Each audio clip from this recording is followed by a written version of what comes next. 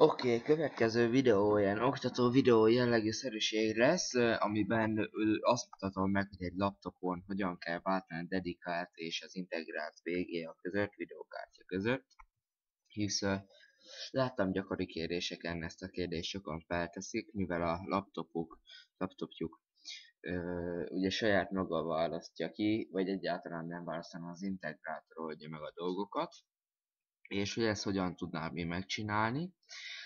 Ez a megoldás, amit én most mutatok, ez Nvidia-s kártyákhoz jó.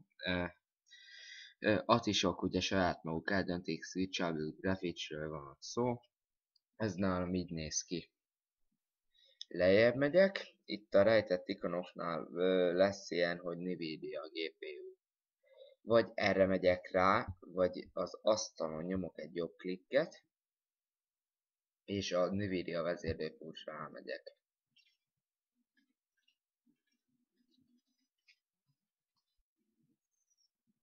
Oké, be is hozta, és a globális beállítások előnyben részesített grafikus processzornál alapból már Nvidia van beadva, de külön lehet választani itt az alkalmazások közül is.